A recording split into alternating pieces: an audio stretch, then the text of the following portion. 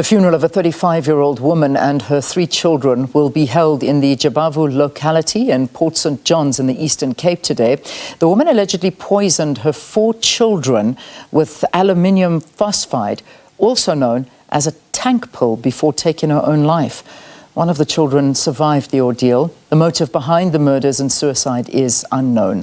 SABC News journalist Nkuleko Nyembezi will be attending the funeral today, and it joins us now from, I'm not too sure where he is at the moment, but let's perhaps get a venue from him where he is and perhaps talk us a little bit more about this through the tragedy. Thanks so much for being with us now. Give us a sense of what's happening there and what was behind this ordeal. Thank you so much, Leanne. We are coming live from Jabavu village in Port St. John's here in the Eastern Cape.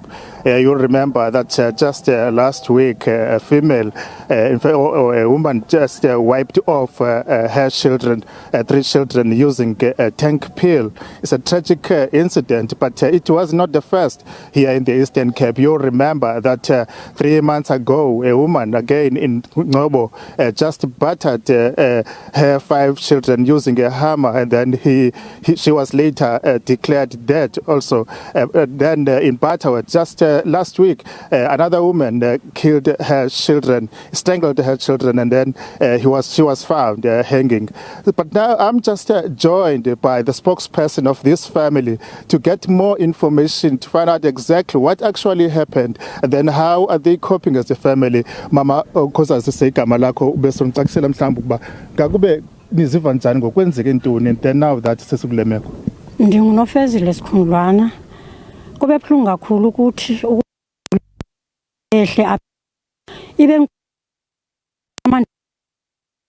sakwazi ba masithini, kodwa ke nganxa kaRhulumente oye wasikhosha kwabonakala ngathi singabantu noko noba kona kungabikho mnandi kuba oyena usindileyo umntwana usesesibhedlela asikamboni, kodwa ke ingathi ubhetele xa iprincipal yakhe ibisitsho izolo. Okay, mhlawumbe xa ngabe ujonga imeko ngoku apha ekuhlaleni injani xa ujonga mhlawumbe emfutshane nje ma?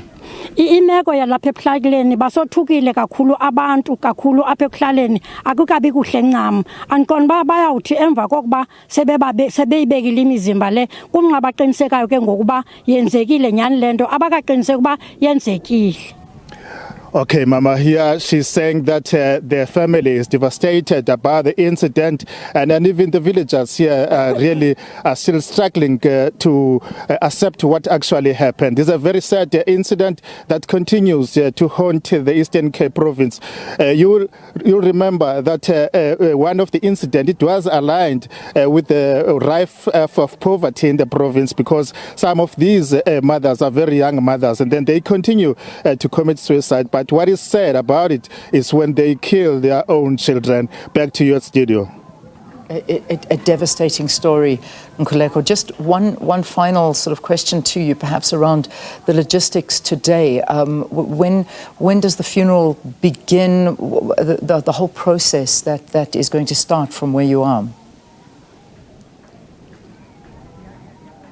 Well, the funeral will start at 10 o'clock, and then government officials will come. We also understand from the mother here that the government has played a very pivotal role in making sure that funeral arrangements are in order, and even some of the committee members also played their role in making sure that the funeral will go well, because you remember that the family was crying about lack of means, because they couldn't bury their loved ones simply because of the situation. As I mentioned earlier on, that poverty is one of the issues that continues to haunt some of the households here in Port St. John's and other parts of the province. But the funeral will start at around about 10 o'clock. Government officials and the villagers are expected to attend the funeral. A devastating story. Sorry, I know I'm harping on the story, but I just want to, final question to you. Do we know the ages of the children?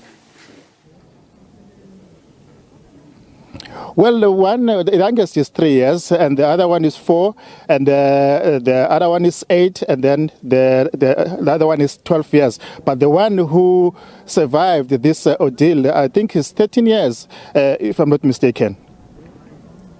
ranging from 3 to 13 years. One, of course, survived in hospital, surviving this ordeal. The mother also taken her own life, basically poisoning her 4 children before taking her own life. So Nkuleko Nyembezi covering this story for us, a terrible, terrible story that we're reporting on this morning. 35-year-old woman and her 3 children being buried.